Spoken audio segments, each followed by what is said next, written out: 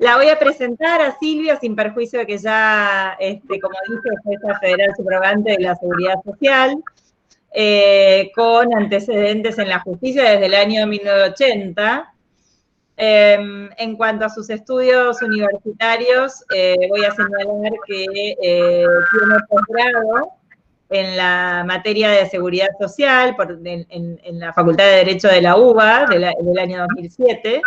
Es magíster en magistratura judicial de la Universidad Austral en el año 2013. A su vez es adjunta interina de la Facultad de Derecho de la Universidad de Buenos Aires en la cátedra Derecho de la Seguridad Social del doctor Escaubet Amanda. Es profesora de los cursos de capacitación de la Escuela de Capacitación Judicial de esta asociación. Es docente de Professional Success. Es docente también por designación directa en cursos de posgrado en la Universidad John F. Kennedy.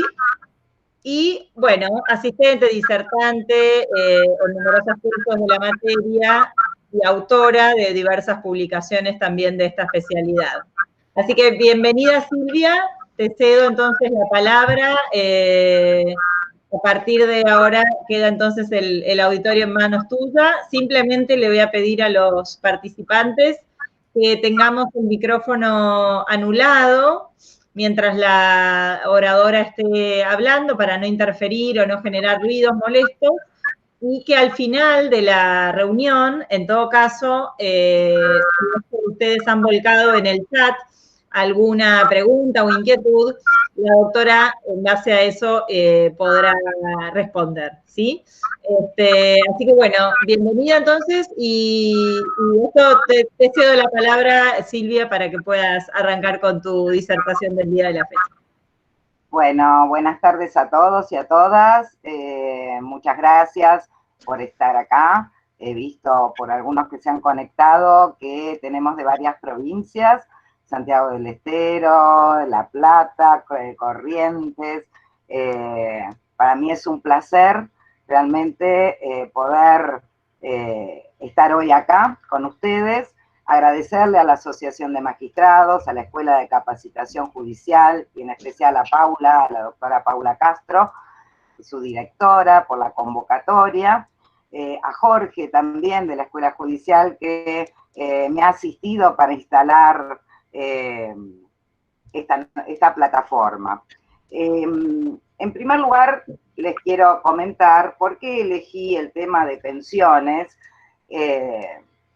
porque estamos acostumbrados a entender o conocer a la seguridad social desde el lado de los reajustes, de los topes, de las distintas movilidades, fórmulas, y a mi gusto es algo muy frío de la seguridad social. La seguridad social, como bien lo dice el artículo 14 bis de la Constitución Nacional, no solo se refiere a la cuestión de la movilidad, sino también que el Estado va a garantizar el otorgamiento de distintas jubilaciones, pensiones, ese carácter irrenunciable e integral de la seguridad social. Por eso vuelvo a repetir, estábamos acostumbrados a hablar de reajustes. A mí me gusta más hablar de lo humano, de la pensión, de los retiros transitorios por invalidez, las distintas prestaciones que puede otorgar la seguridad social. Como bien les decía hace un ratito, la fuente principal de la seguridad social es el 14 bis de la Constitución Nacional. ¿Cómo voy a encarar esta charla? En lo que vendría a ser una primera parte, voy a tratar de refrescarles los conocimientos de que nos dice la ley 24241, nuestra ley especial, donde habla particularmente de qué se entiende por pensión, quiénes son sus causavientes y quiénes no tienen derecho a la pensión. Una vez que haga todo ese breve raconto, lo voy a adaptar a las nuevas modalidades que introduce el Código Civil y Comercial de la Nación, que no están en la ley especial, pero vamos a ver cómo lo hacemos interrelacionar o ayornar a la pensión. Y la segunda parte, voy a tratar de, en base a los distintos tratados internacionales, con fuerza, con jerarquía constitucional a partir de la reforma de la Constitución de 1994, también cómo en cada uno de ellos vemos que hay un artículo destinado a la seguridad social y voy a comentarles jurisprudencia o más bien son sentencias que he sacado mientras he ejercido la subrogancia en el Juzgado 1 durante 5 años y ahora desde el 5 de febrero en el Juzgado 9. Y a raíz de estas ferias extraordinarias y de la pandemia, nuestra Cámara, en una de sus resoluciones, nos autorizó, entre comillas, a poder sacar sentencias de pensiones. Primero empezamos con los retiros por invalidez y luego seguimos con las pensiones. Y ahora, a partir del 4 de agosto, ya estamos sacando sentencias de todos los objetos que tiene la seguridad social. Por eso es que me encontré con bastantes casos de violencia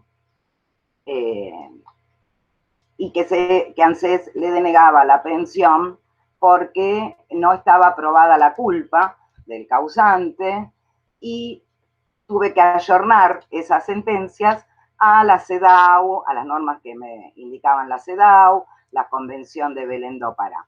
Por eso es que me pareció un tema interesante para traérselos a ustedes. Bueno, comencemos entonces con lo que es la pensión. La pensión la vamos a encontrar en el artículo 53 de la Ley 24.241. Ustedes saben que la Ley 24.241 vino a unificar a la Ley 18.037 y 18.038, que eran las leyes de jubilaciones para dependientes y para trabajadores autónomos. Al unificarse, en el artículo 53, se nos presenta, es decir, es una ley integral porque cubre todas las contingencias que tiene a su cargo la seguridad social. Una de ellas es la contingencia biológica, y acá es donde encuadramos a la pensión, que es la muerte del trabajador o del jubilado. Por eso es que nos vamos a encontrar con que tenemos pensiones directas, que son aquellas que es cuando fallece el trabajador en actividad, y sabemos que la ley vigente para otorgar una pensión es la de la fecha de fallecimiento del trabajador. En este caso, si fallece después del año 94, sería la ley aplicable, la ley 24.241. Y la pensión derivada, que deriva, como bien lo dice su palabra, de la jubilación que tenía el causante a la fecha que falleció. Y acá nos podemos encontrar con que no es la ley 24.241 la que rige la pensión, sino la ley, por ejemplo, 18.037. Entre los causadientes con derecho a pensión, vamos a encontrar al viudo, a la viuda, que estuviesen casados al momento del fallecimiento del causante, a los que estuviesen separados de hecho, siempre que demostrasen estar a cargo del fallecido. A los convivientes, acreditando 5 años anteriores al deceso para aquellos que no tienen descendencia, y 2 para los que tienen descendencia. Es decir, hay que demostrar que la convivencia fue desde la fecha de fallecimiento 5 años para atrás para los que no tienen hijos, y de 2 años para atrás para los que sí lo tienen.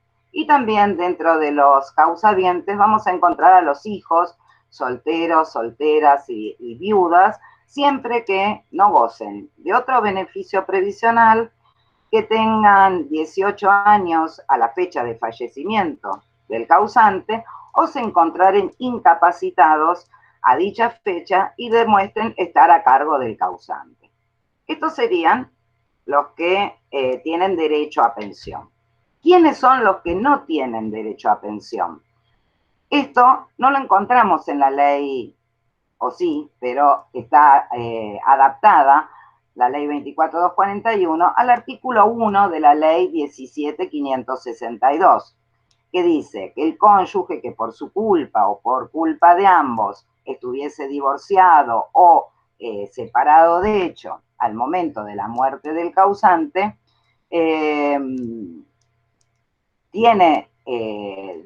no tiene derecho a pensión, a menos que se haya hecho una reserva de alimentos para el que queda vivo. Y se habla de la culpa.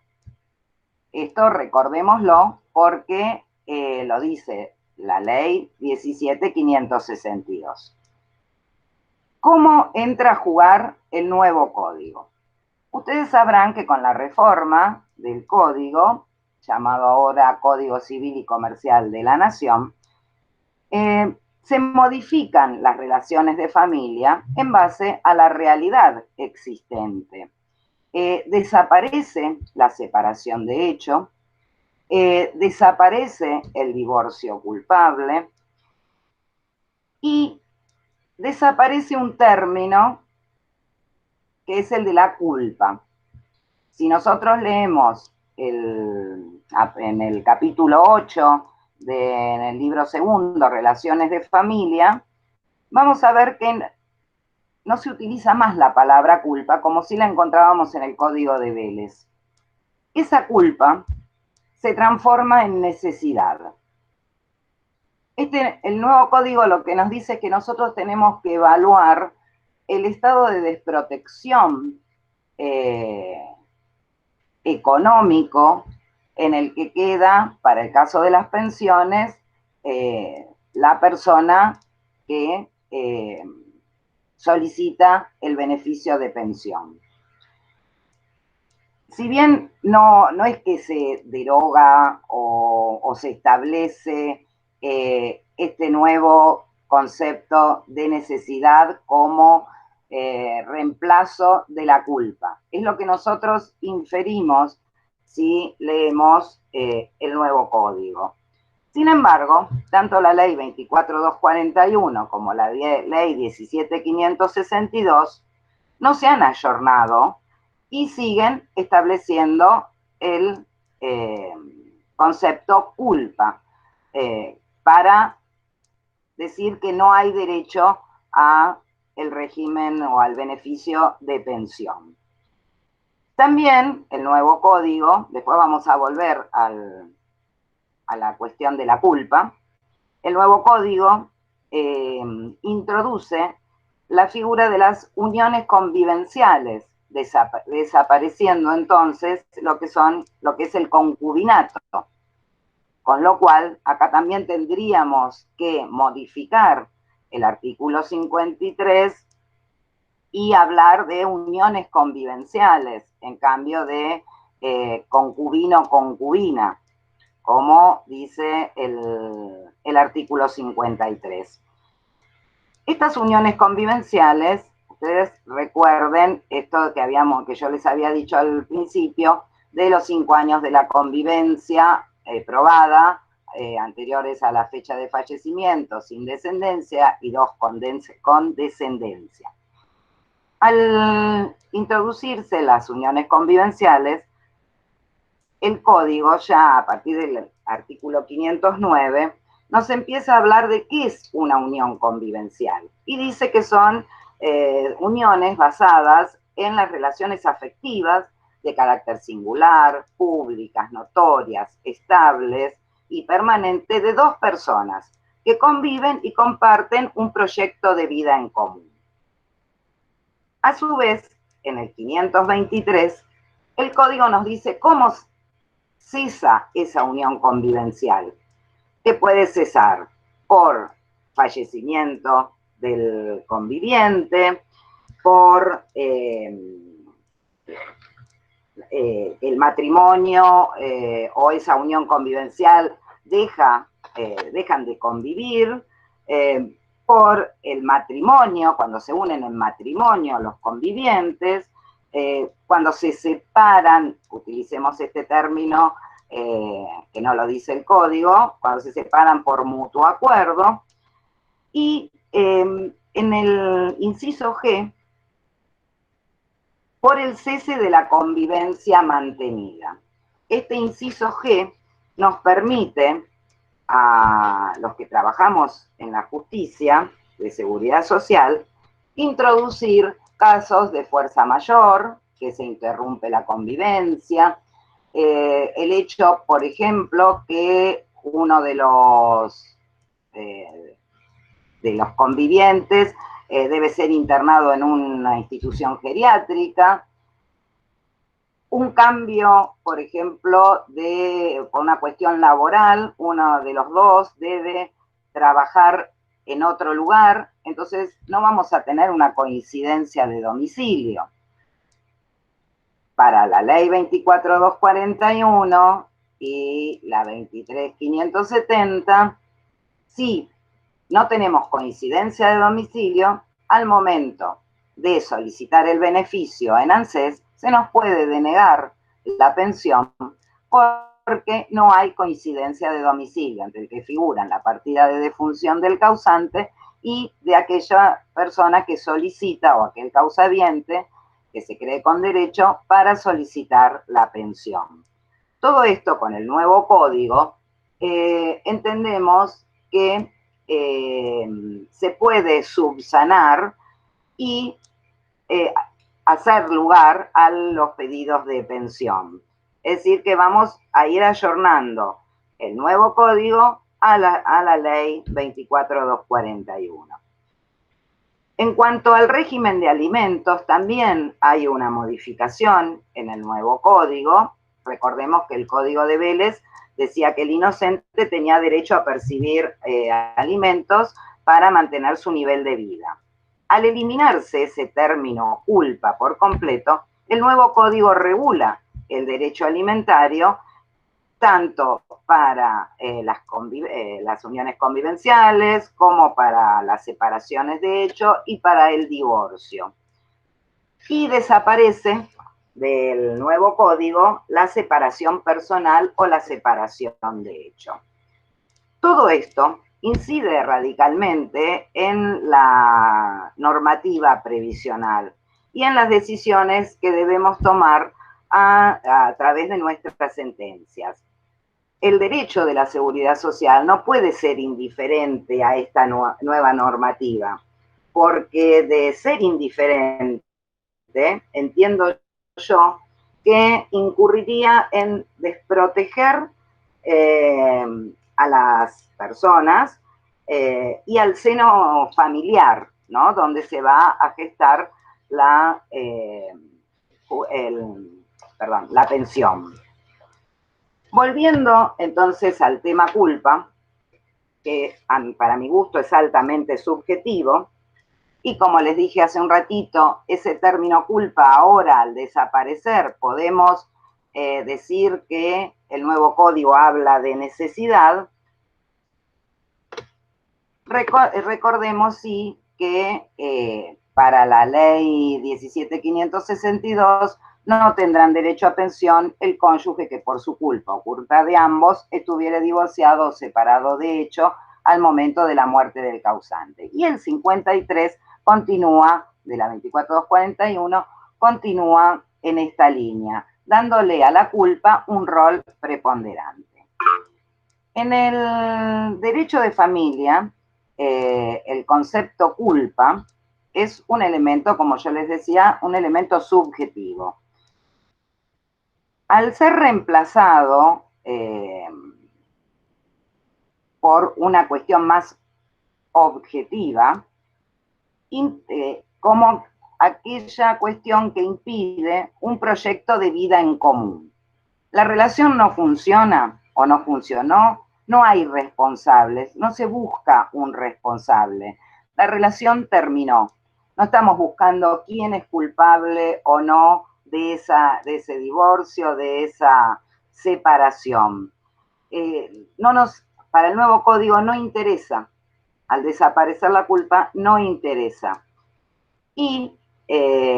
Pero para el derecho previsional sí.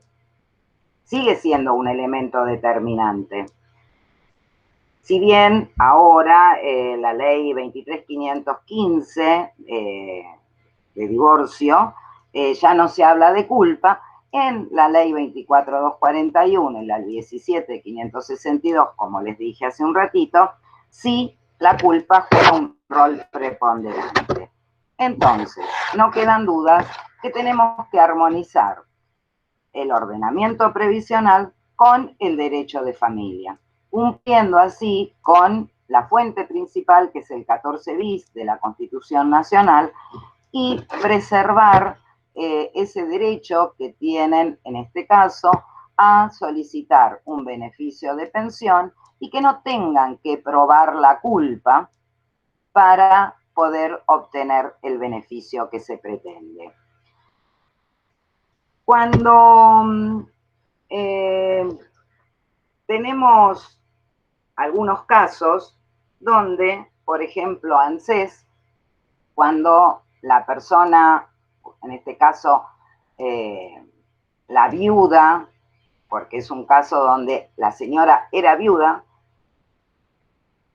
ANSES, como no puede determinar la coincidencia de domicilios, la asimila a una convivencia.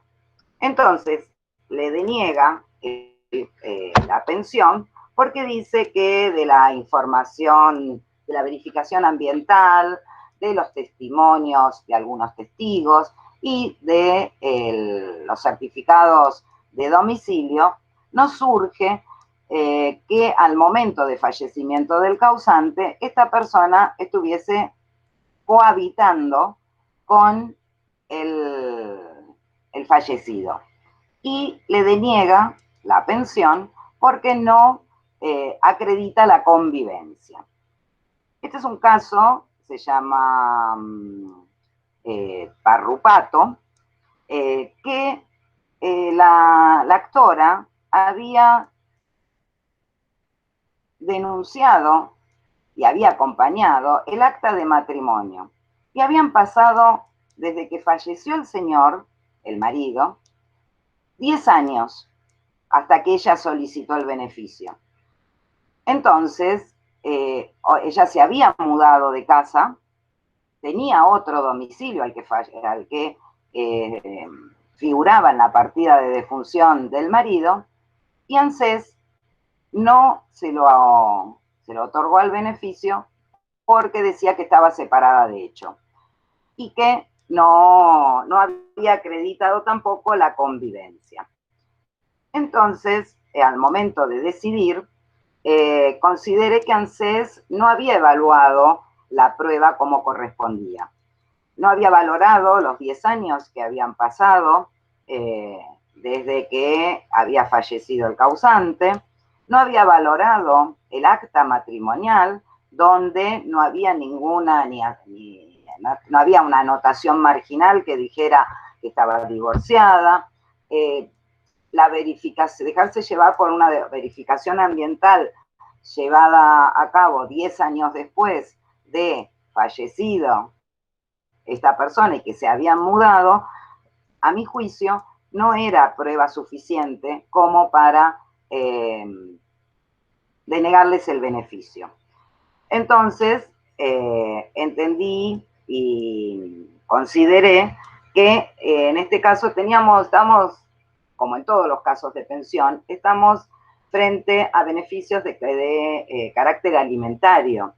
Y sabemos, porque nos lo dice el fallo de la Corte, Arcuri Rojas, que siempre se debe aplicar la norma más favorable y además es un principio en la seguridad social que ante un caso de duda debe ir más en concesión del beneficio que para la denegatoria. Entonces, está eso. Y introduje, como parecía, valoré que no se podía probar la culpa, que se había desterrado el término culpa y se utilizaba el término necesidad, y lo que hice, bueno, fue otorgarle el beneficio. Aún son sentencias que yo fui dictando durante la cuarentena, y aún hay algunas que están confirmadas y otras aún siguen a estudio en la Cámara. También tenemos casos donde se ha ANSES le dice a la parte actora que debe probar la culpa. Hay mucha jurisprudencia, no solo actual, sino anterior, donde se establece que no es carga de la parte actora probar la culpa, sino en todo caso ANSES buscar los elementos como para demostrar si hubo culpa o no hubo culpa, es decir, invertirle la carga de la prueba. ¿Por qué traigo a colación este tema? Porque en muchos casos encontramos que se lo denegaban porque estaban separados de hecho y la actora no había logrado probar la culpa. Si investigaban un poco, ANSES, de las informaciones de la verificación ambiental, de los testigos, podrían haber advertido en muchos casos que esa separación de hecho estaba relacionada con que el causante había hecho abandono del hogar y o tenía otra pareja. Entonces, ¿dónde está la demostración? ¿Por qué la actora tiene que demostrar cómo hace para investigar si hubo culpa del causante o no? Bueno, ya ANSES no tendría que investigarlo más, porque ahora lo que tiene que investigar ANSES es si el deceso del causante le produjo a la persona que lo está solicitando un desequilibrio económico, familiar, y que está realmente ha quedado en un estado de necesidad y desprotección. Entonces, eliminemos el término culpa y ojalá en algún momento nuestra ley, la 24241 y la 17.562, saquen la palabrita o el concepto culpa e introduzca la necesidad. Con respecto a, les voy a ver si les...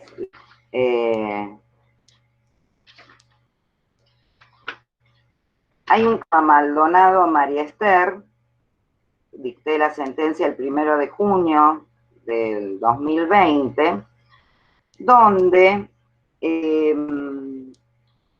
se había, esto que les decía de la falta de acreditación del acta, es decir, como que la falta de validez del acta de matrimonio que había acompañado ANSES y no lo valoró. Se lo denegó y señalaba que había una divergencia entre los domicilios de ambos porque pasaron 10 años desde que falleció el esposo. Ese es el caso Maldonado María Esther.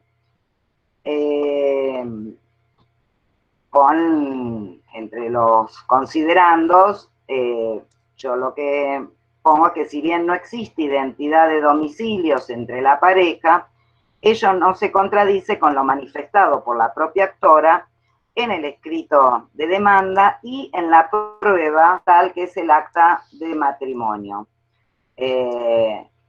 Entonces, en ese momento, porque mi sentencia soy de hacerme preguntas retóricas, me pregunté, además del acta de matrimonio del causante, ¿qué más necesitaba ANSES para probar que esta señora era la cónyuge supérstite del causante?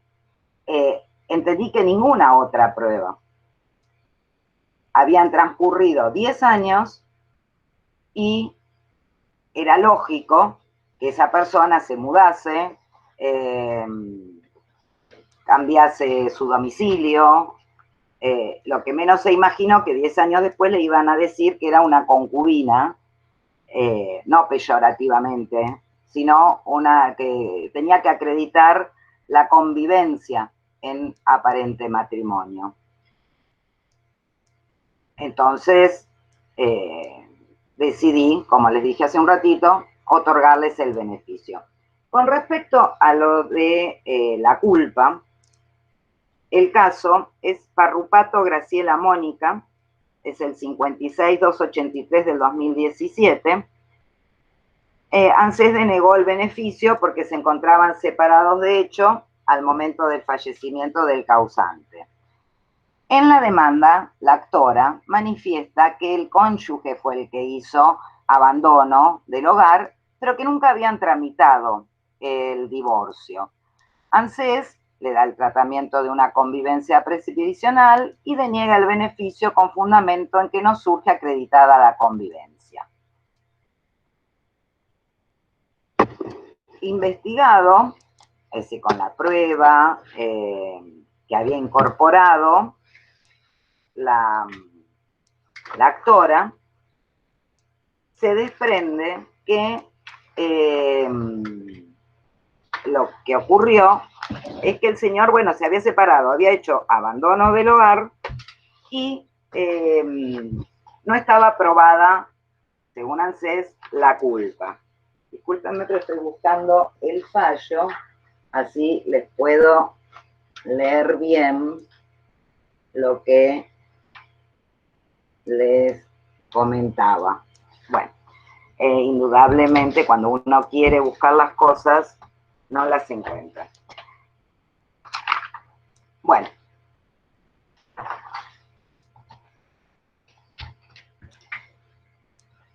En ese fallo, yo lo que hago es adaptar el artículo de la culpa del código de la ley 24241 y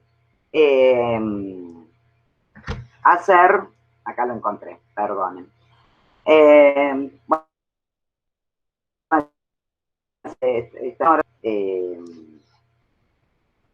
No acompañó prueba documental que permitiese acreditar el vínculo.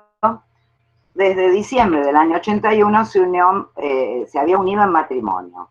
Al no haberse divorciado legalmente y al no surgir anotación marginal en la cuestión, el causante hace abandono del hogar en el año 2008, tomando él la decisión de terminar la relación conyugal. Y al vender la propiedad que tenían en común, ella se tuvo que mudar a otro lugar, donde actualmente vive. Y se demuestra que ella fue inocente en la separación de hecho. Entonces, utilicé en la comparativa con la nueva reglamentación contenida en el código respecto a la causado y la derogación de la separación.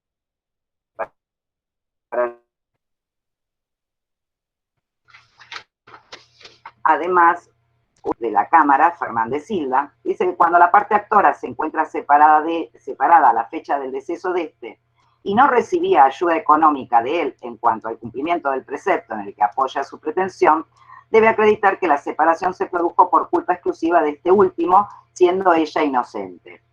La sala 3 dice, es un requisito sine qua non para hacer procedente su pretensión de un elemento constitutivo de su derecho y por consiguiente es a la actora a quien incumbe su prueba y no al organismo previsional. Sin embargo, atento a que la Corte no modificó su tesis sobre la carga de la prueba de la culpabilidad en la separación matrimonial, ver causa Vinson, y para no provocar una tramitación procesal inútil, se resuelve confirmar el pronunciamiento en materia de recurso que había otorgado la pensión a la actora, aunque la demandada no había acreditado la culpabilidad de esta en la separación conyugal.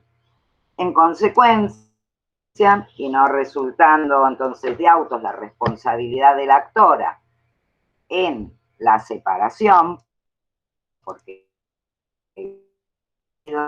acordémonos, se separó, y atento al carácter asistencial del beneficio y las reglas hermenéuticas que dicen que debemos ayornar las decisiones teniendo en cuenta estas nuevas pautas del código, bueno, se decidió hacer lugar y otorgar el beneficio. Bueno, hasta aquí la primera parte, que es lo que es la culpa. La segunda parte, o como decir, la primera parte, que era lo de ayornar la legislación nuestra al nuevo Código Civil y Comercial.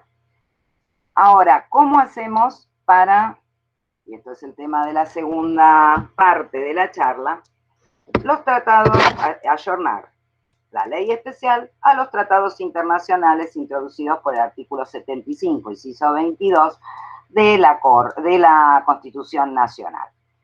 Primero recordemos cuáles son aquellos tratados internacionales que utilizamos o se nos pueden presentar en la justicia de la seguridad social.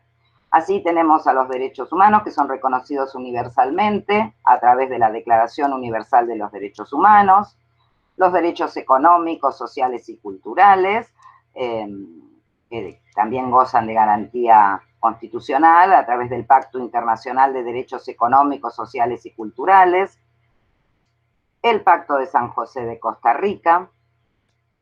Si leemos cada uno de estos tratados internacionales, vamos a ver que en todos ellos hay un artículo donde se refiere a la seguridad social y cómo el Estado parte debe recurrir a ellos para garantizar a la ciudadanía el cumplimiento de lo que nos dicen estos tratados.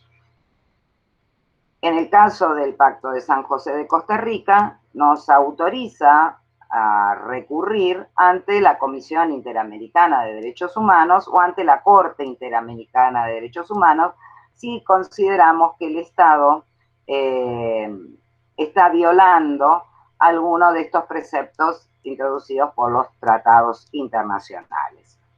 También se ratifica, después del año 94, la Convención sobre Eliminación de todas las formas de discriminación contra la mujer, que es lo que conocemos CEDAW, y que si bien fue ratificada por nuestro país en 1985, la dotó de jerarquía constitucional a partir del año 94. En esta convención vamos a encontrar en el artículo 11, dispone que los Estados partes adoptarán las medidas apropiadas para eliminar la discriminación contra la mujer a fin de asegurarle el derecho a la seguridad social. Eso en el inciso E. En particular, dice en casos de jubilación. Y en el artículo 13, habla sobre el derecho a obtener las prestaciones familiares. La pensión es una de las prestaciones familiares. Y finalmente, la Convención de Belén do Pará, vigente desde el año 95, en su artículo 1 define a la violencia a la mujer como cualquier acción o conducta basada en psicosexual o psicológico a la mujer, tanto en el ámbito público como privado. ¿Por qué traigo a colación la Convención de Belén do Pará? Ustedes saben que, desgraciadamente, en nuestro país, la violencia de género, la violencia doméstica, la violencia familiar, está muy activa en estos días. Desde la pandemia, desde que se decretó la cuarentena, ha aumentado, la violencia en un 48%, más de 40 casos desde marzo a la fecha de femicidios o de denuncias de violencia. En muchos de los casos que tuve que resolver, encontré que las separaciones, de hecho, habían sido producto no del abandono del hogar del causante, sino que se habían decidido dejar de convivir por la violencia doméstica ejercida por el causante sobre la esposa o sobre la conviviente. Entonces, consideré que había que resolver teniendo en cuenta la Convención de Belén do Pará, como las normas de la CEDAW. También he utilizado la Ley 26842, que es para la prevención y sanción de la trata de personas y asistencia a las víctimas. Estas son las que, a mi juicio, estos tratados que mencioné, la Convención de Belén do Pará y la CEDAW, son las que más aplicamos o estamos en condiciones de aplicar en estos tiempos en la justicia de la seguridad social. La ley 26485 es una ley nuestra de protección integral para prevenir, sancionar y erradicar la violencia contra las mujeres en los ámbitos en los que se desarrollen.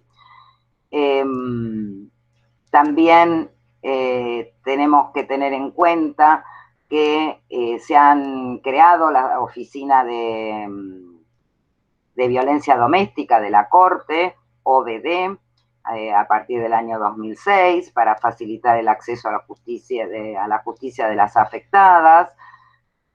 Y en lo que a nuestro tema se refiere, la normativa previsional que regula el acceso a la pensión por parte de las convivientes no contempla la violencia familiar como causal para interrumpir la vida en común al momento en que fallece el causante, lo que trae aparejado, a mi criterio, la pérdida del derecho pensionario. Entonces entiendo que desde la seguridad social, que es un derecho fundamental y alimentario, se deben incorporar estas cuestiones de género o de violencia doméstica, tanto a la gestión gubernamental, administrativa y judicial, ya que si no la consideramos así, para decidir un caso, podemos atentar contra la dignidad de las personas. Y es como que no estamos acordes a la realidad, desgraciadamente, que se está viviendo en nuestro país. Las mujeres víctimas de violencia doméstica necesitan de herramientas, ya sea para acceder a la justicia, para acceder a la salud y a todos los servicios fundamentales que necesite para terminar con ese círculo de violencia en el que ella vivía. Muchas de estas personas, de estas mujeres, al irse de ese hogar conyugal o al quedarse en el hogar, pero la persona, el causante, irse, pierden sus recursos económicos. Entonces acá podríamos introducir el tema nuevamente de la necesidad, ese derecho, esa desprotección económica, además de la desprotección psicológica que vive esa mujer que se tuvo que separar porque si no se separaba el concubino o el marido podía matarla. Entonces, como les decía hace un rato, que suelo hacerme preguntas retóricas, me he preguntado al momento de decidir, si la ley 24241 no prevé a la violencia familiar como causal de la separación de hecho o la causal del divorcio, ¿es justo que esa mujer se quede al lado del concubino o del marido para esperar a que esa persona se muera y cobrar la pensión? Porque si no, a ANSES le va a decir, usted tiene que acreditarme la culpa para que yo le otorgue el beneficio. ¿Qué más culpa tiene que acreditar del causante que la violencia familiar o doméstica que sufrió esta persona? Entonces, yo creo que como jueces es nuestro deber no incurrir en la denegación de beneficios, que son, como en el caso de las pensiones, de carácter alimentario, ateniéndonos solamente a lo que nos dice la ley. Nos encontramos en la obligación de aplicar lo que nos dicen los tratados, las convenciones, el nuevo código, respetándolo mucho más allá de lo que nos dice nuestra propia ley especial. Es decir, el tratado por encima de la ley especial, la convención por encima de la ley especial. En este momento tuve un caso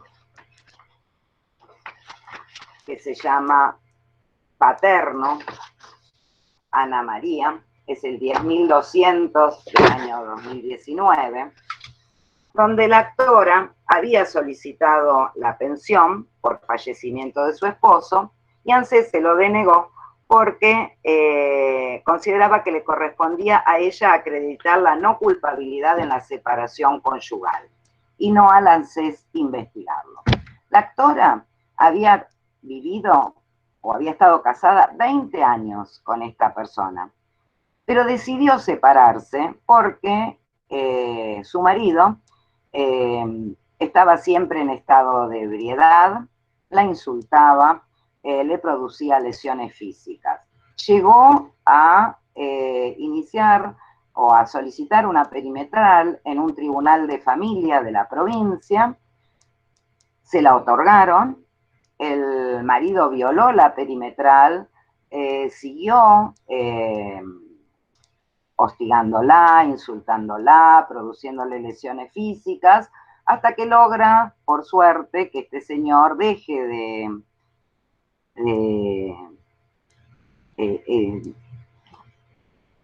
transgredir o de no cumplir la perimetral, y el señor fallece. Pasó un tiempo hasta que falleció. Cuando fallece, ella dice, bueno, voy a solicitar la pensión. Si bien digo que estoy separada de hecho, lo cierto es que acompaño la prueba que dice que la separación se produjo por la violencia ejercida sobre ella y la perimetral que le había fijado el Tribunal de Familia de Provincia. ANSES primero dijo que debía ella demostrar la culpabilidad. Y además dijo que no había coincidencia de domicilios. Y sumó al nuevo código y dijo que tampoco estaba probado que la señora hubiera hubiese demostrado una situación de desamparo económico ante el fallecimiento de quien era su marido. Entonces entendí que el organismo no había hecho una correcta valoración de los hechos, ya que existían sobradas pruebas de la culpa, de que la interrupción de la convivencia fue producto de haber sido víctima de violencia, y que frente a ello se debía velar por el pleno goce de sus derechos como mujer. En esta sentencia también apliqué la cuestión de la necesidad, lo que nos decía la CEDAW y la Convención de Belén do Pará. Con respecto a, en estos tiempos de pandemia, desgraciadamente, yo creo que si las personas que hoy, las mujeres que hoy han sido víctimas de violencia y han logrado que sus maridos o sus concubinos se fuesen del hogar, si la ley 24241 no se ayorna a lo que nos dice la CEDAW y la Convención de Belén do Pará, serán las futuras pensionadas de mañana que vamos a tener que, van a tener que recurrir a la justicia para solicitar el beneficio que ANSES les ha denegado. En cuanto, traigo también a colación otro caso de que es sobre violencia, pero no ya sobre la prestación pensión, sino sobre un retiro transitorio por invalidez. Ustedes recordarán hace muchos años, este caso ya está firme y la señora ya cobró lo que solicitaba. Ustedes recordarán hace un tiempo una señora a la cual su esposo la quema con querosén y ella atina a tirarse a la pileta de su casa para poder salvarse. Todo ello le produjo a esta señora, la señora Abreu, lesiones, cicatrices, lesiones psicológicas, y tramita un retiro transitorio por invalidez.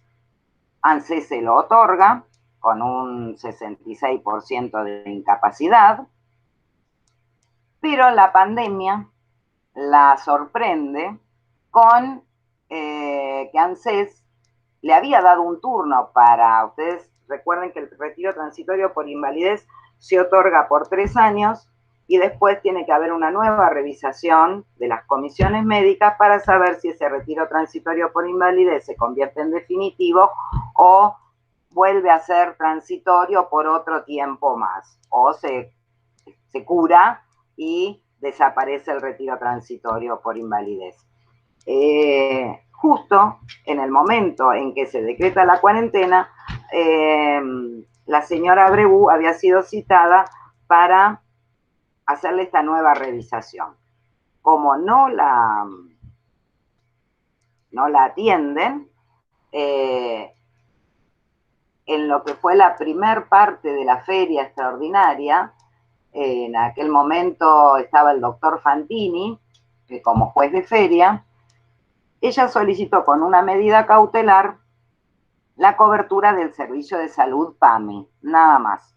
El doctor Fantini se la otorgó, le hizo lugar a la cautelar y se la otorgó. Cuando asumo yo como jueza de feria, el 13 de abril de este año, pide una ampliatoria de cautelar diciendo que no tenía recursos para su subsistencia y la de su hijo, porque ANSES no solo no la atendía para prorrogarle o no el beneficio, sino que se lo había suspendido al beneficio de transitorio por invalidez porque se le había pasado el tiempo y no había podido concurrir a la revisación. En ese momento, más allá de hacer lugar a la cautelar porque era una persona que estaba sin gozar de un beneficio que venía gozando hasta febrero del año de ahora, de este año, entendí también que esa mujer estaba desprotegida y necesitaba ese acceso a la justicia para que ANSES le restituya el beneficio hasta tanto ella se pueda hacer la nueva revisación y ahí, después de toda la patología que tiene, creo yo que le van a dar el retiro definitivo por invalidez, porque padece de depresión neurótica, grado 3, cicatrices que son severas y deformantes, limitaciones en sus miembros superiores, de la columna y obviamente la imposibilidad lógica de reinsertarse en el mercado laboral. Utilicé para poder decidir esto las observaciones de la Corte Interamericana de Derechos Humanos respecto al derecho a las mujeres a vivir libres de violencia y amplié la cautelar, ordenando al ANSES que restableciese el beneficio que se le había suspendido. ¿Por qué introdujo el tema de retiro transitorio por invalidez cuando el tema es pensión? Porque lo que quiero demostrar es que con todo esto que habla sobre la violencia, sobre la aplicación de los tratados internacionales, no solamente es para el ámbito de las pensiones, sino también para todas aquellas prestaciones que otorga la seguridad social. Y para ir concluyendo, me gustaría leerles algo que escribió Silvia Pimentel en su informe de la Comisión Interamericana de Derechos Humanos de la OEA, Acceso a la Justicia para las Mujeres Víctimas de Violencia en las Américas. La cultura patriarcal es parte de la formación de la mentalidad de muchos pueblos, de forma que la violencia contra las mujeres es en realidad el síntoma y no la enfermedad. Las mujeres solo tendrán igualdad de acceso a la justicia y la violencia contra la mujer solo será eliminada cuando se construya una mentalidad que las conciba como iguales y no como inferiores, pues esta es la causa estructural de la violencia contra las mujeres.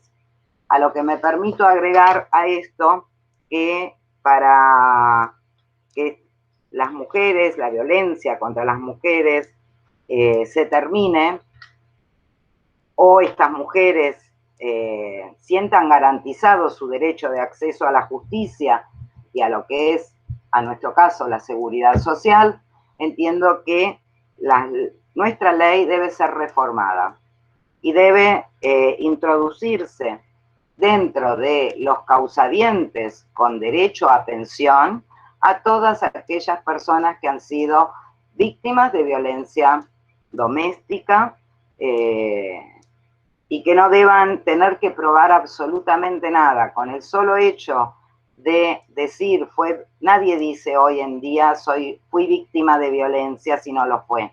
Nadie inventa un caso tan cruel como puede ser el de esta señora Abreu, o como el de tantos que desgraciadamente conocemos y vemos en los diarios o vemos en la televisión. Creo que la seguridad social, y es parte del Estado, porque nos lo dice el artículo 14 bis de la Constitución, el Estado debe garantizar los beneficios de la seguridad social. Y dentro de los beneficios de la seguridad social está la pensión, el retiro transitorio por invalidez, al cual las mujeres víctimas de violencia deben ser incluidas y no tener que estar probando ni que se nos niegue la posibilidad de una nueva revisación o suspender un beneficio por cuestiones meramente burocráticas y no evaluando todo lo que es el contexto y todo lo que le llevó, en este caso a la persona del retiro transitorio por invalidez, a vivir una situación totalmente de desamparo, no poder darle de comer a su hijo y no poder ella vivir como dignamente nos nos lo dice no solamente las convenciones, sino lo que todos esperamos en nuestra vida, ¿no? No solamente las mujeres, sino también los hombres, a vivir en condiciones dignas. Y desde la seguridad social considero que tenemos todas las armas para poder hacer cumplir los tratados y las convenciones. Bueno, espero que les haya resultado interesante. Lamento si me trabé un poco con la cuestión de que no encontraba los fallos, pido mil disculpas. No es lo mismo dar una clase o una charla con ustedes de frente, que puedo verles las caras y puedo saber si los aburre o los entretiene. Pero bueno, esta es nuestra nueva modalidad, nuestra nueva realidad a la que también nos debemos ayornar. Bueno, muchísimas gracias por la atención. Bueno, Silvia, perdón, aquí estamos. Por supuesto que como vos decís, en todas las ocasiones donde hemos tenido videoconferencias, siempre hay algo que ajustar, así que eso despreocupate porque estamos todos tratando de maniobrar al mismo tiempo el chat, el WhatsApp, la fallo, la hoja, bueno, así que eso no hay nada que decir. Primero, bueno, y eso como aclaración, así que primero te felicito. Me parece que, de hecho, mirá, están todos conectados y interesados en la cuestión, en la temática que vas planteando. Espero que te hayas sentido a gusto en esta nueva, me sentí muy a gusto, pero en esta nueva modalidad o virtualidad. Es la nueva modalidad. Y creo que es un tema actual y que nos debe preocupar, porque uno a veces piensa que a nuestra edad la seguridad social no es para nosotros, ¿no? Pero vemos cómo la seguridad social abarca un montón de temas. No sé, yo amo profundamente a la seguridad social, porque creo que seguridad social tenemos desde que nacemos hasta que nos morimos. Porque cuando nacemos a nuestros padres le pagan una asignación familiar. Si vamos a la escuela, reciben también una asignación por escolaridad. Nos enfermamos trabajando y esa enfermedad nos incapacita, tenemos el retiro por invalidez. Se nos muere alguien o nos morimos nosotros, bueno, hay alguien detrás nuestro que nos va a seguir y va a poder percibir una pensión. El reconocimiento a tantos años de trabajo, 30 años de servicios, 60 o 65 años de edad con 30 años de servicios, eso es un reconocimiento. Con lo cual pienso que la seguridad social abarca todo. Por eso también dije que al principio que no me gustaba hablar de reajustes, porque me parecía algo muy frío. En cambio, la pensión tiene algo que ver con lo que es no sé, el ser humano, ¿no? Es que es algo que me parece que, bueno, ahí están mencionando en el chat, ¿no? También como una cuestión que es muy actual, porque desde el ámbito y desde la apertura que vos le estás manifestando, digamos, también está incluido en lo que hoy estamos viviendo y de qué manera el Estado está presente en cubrir también las necesidades en este marco de pandemia, ¿no? No por ahí técnicamente desde la seguridad social o el ámbito de la pensión, como vos decís, pero de alguna manera también estamos en ese plano de cobertura. Tal cual. Así que cual. Cubrir las consecuencias. El Estado ha estado, no sé, con el IFE, claro, con un montón de cosas que salen de ANSES. Bueno, el Estado está dando esos beneficios. Exactamente, por eso digo, me refería al IFE fundamentalmente, o las cuestiones que hoy comprometen al Estado sin hacer consideración de bien o mal, simplemente desde ese punto de vista estamos en un plano que podemos equiparar. Así que me parece, bueno, de suma actualidad, muy interesante, de verdad que no sé si hay alguna otra pregunta que formalizar o alguno de los participantes quiere hacer algún comentario. Con respecto a alguien, dijo por ahí, leí, si iba a dejar algún material. Yo tengo Sí, ahí están preguntando. un PDF, un PowerPoint, perdón, pero tengo que adaptarlo, porque no sé cómo lo hice, que lo puedo ver yo sola. El otro lo ve todo cortado, entonces por eso no lo traje. Pero lo adapto y se lo paso a Jorge. A Jorge que nos va a auxiliar. Claro, Jorge nos va a auxiliar. Yo se lo voy a mandar a él y que él lo adapte. Y ahí están las sentencias estas que yo comenté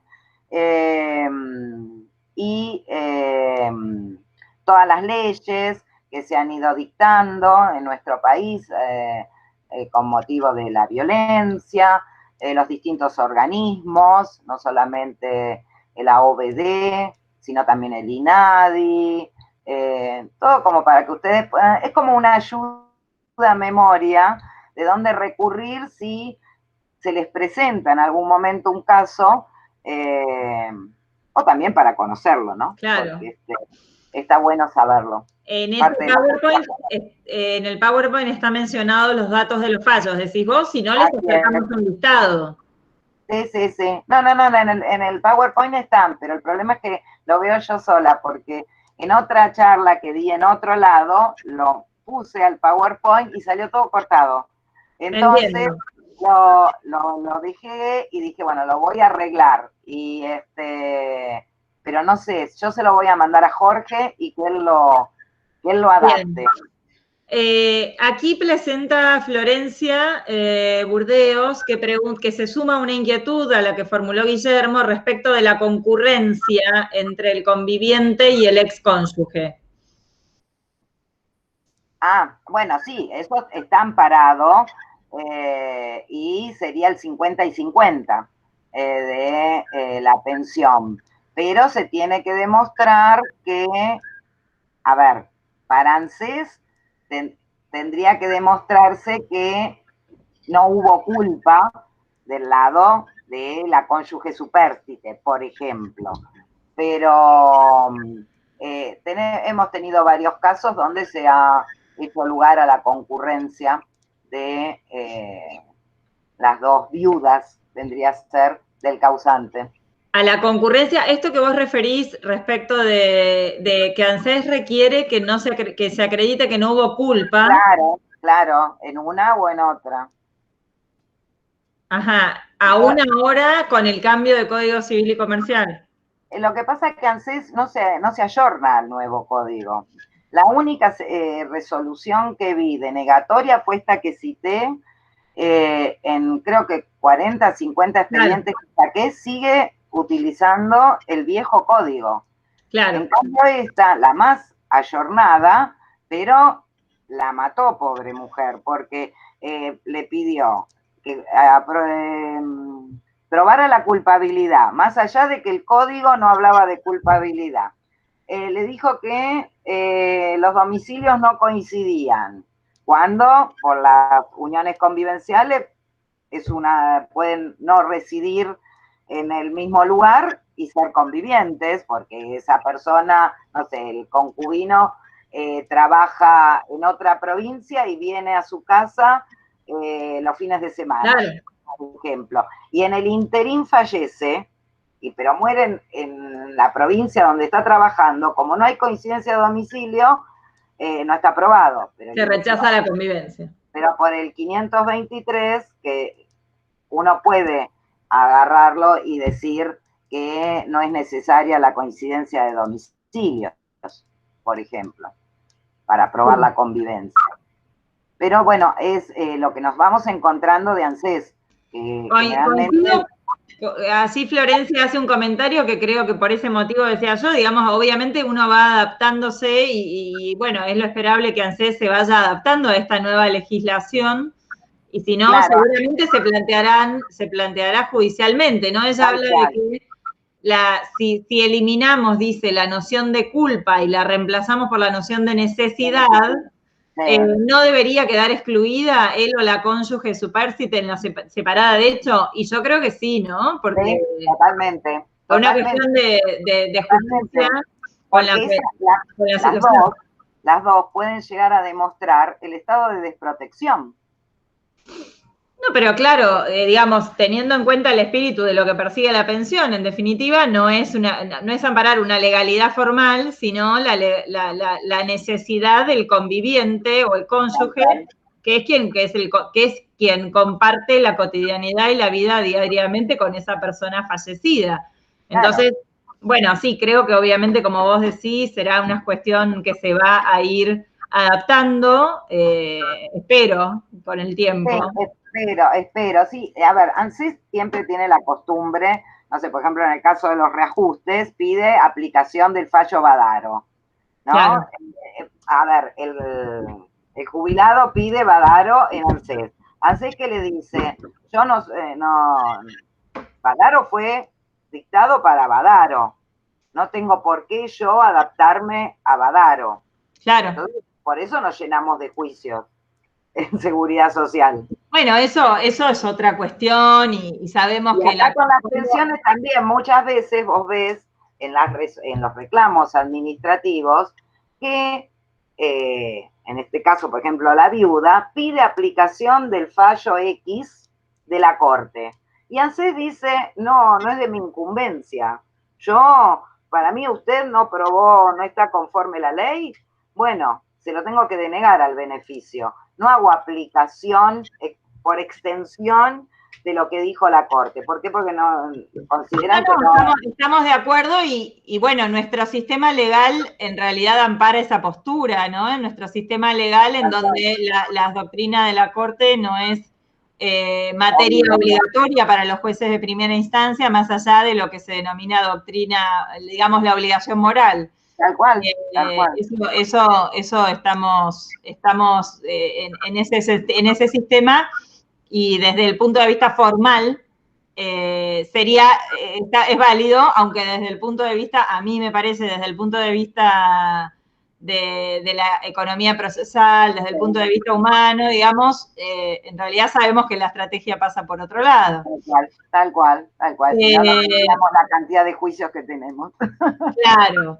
Bien, continúo con las aclaraciones que están volcando en el chat. Sebastián Gallardo señala, en los retiros transitorios por invalidez, ¿cómo se compatibiliza con la renuncia a la que se ven obligados para acceder al beneficio y su posterior evaluación a los 3 años? A ver, a los 3 años, en el retiro transitorio por invalidez, se les hace una nueva revisación.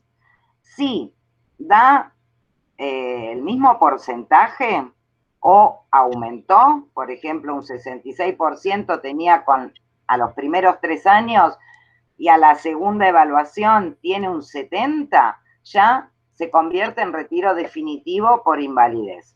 También puede ocurrir que tenga el mismo porcentaje en la segunda evaluación, pero la comisión médica al evaluarlo considera que quizás se puede recuperar.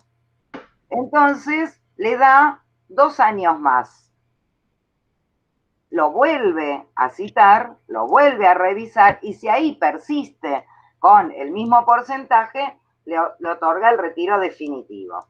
Ahora, puede ocurrir que a los 2 años, cuando le hacen la revisación, la persona se haya curado o se haya revertido ese porcentaje de incapacidad. Entonces, o vuelve a reinsertarse laboralmente, o bien, si ya tiene la edad, puede jubilarse, la jubilación ordinaria vendría a ser, la jubilación común. Bien. No sé si respondí la pregunta. Creo que sí. Te traslado entonces, Silvia, otra, y creo que esta sería la última pregunta, abusando de tu amabilidad y de tu tiempo. No hay problema. Pregunta Rita Mabel Saracho, un pedido de pensión, en un pedido de pensión, la cónyuge solicita la pensión y acompaña acta de matrimonio, 42 días posteriores a la celebración de ese acto, fallece el marido. ANSES lo deniega por entender que se trataba de un matrimonio in extremis, por no acreditarse la dependencia económica y por no haber acreditado los 2 años que requiere la ley. ¿Es así en definitiva? Pregunta ella. legalmente el acta de matrimonio es válida, es legítimo. Puede ser una estrategia de ANSES para denegar el beneficio, pero tendría que probarse que ese matrimonio fue in extremis, ¿no? Claro. Sí, Pero entiendo. seguramente se lo va a denegar porque le va a buscar la vuelta para denegárselo. Pero para mí el acta de matrimonio, es decir, el acta es suficiente prueba suficiente de que, y si se murió y ANSES considera que hubo un matrimonio in extremis, debe probarlo. Pero bien. Yo creo que sí, que tiene derecho, lo que sí seguramente va a tener que llegar a la justicia. Seguramente, me imagino que sí. Sí. Y por último, Guillermo señala, ANSES denegaba pensiones por considerar al causante irregular sin derecho. ¿Flexibilizó el criterio? No, no, Guille, ¿cómo andás tanto tiempo? No, seguimos igual. Los de los aportantes, porque para los demás les explico que una de las condiciones para que se les otorgue el beneficio de pensión no es solamente ser acreditado causaviente, sino también que la persona que fallece haya tenido determinada regularidad de aportes con el sistema, ¿no? Claro. Ser solidario con el sistema. Entonces tenemos dos tipos de aportantes, el regular con derecho y el irregular con derecho. Para ANSES, la mayoría son irregulares sin derecho, siguen, por más que la Corte ha sacado el fallo Tarditi, García Cancino, Pinto, Ángela, Pinto es más beneficio a aquella persona hasta 11 años, que es cuando se nos pide 30, y en los irregulares creo que es 18. No, 12 años. 12 años me parece. Pinto dice 11, que hasta con 11 años está probado que fue un irregular con derecho, que fue solidario con el sistema y que no se puede, se declara la inconstitucionalidad de lo que es el artículo 95 de la 24241 y el decreto 460 del 96 o 99. Yo para la fecha y los números de decreto soy medio desastre.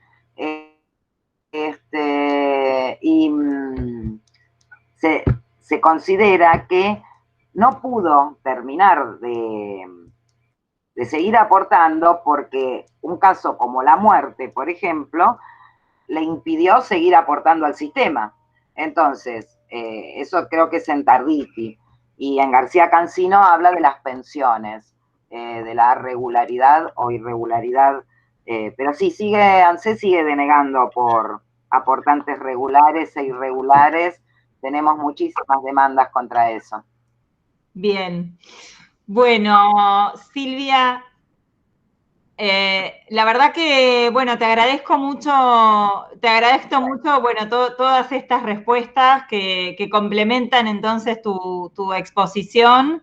Te felicito por la claridad con la que te has manifestado y expresado. Bueno, lo mismo se refleja en el chat, así que un placer haberte escuchado.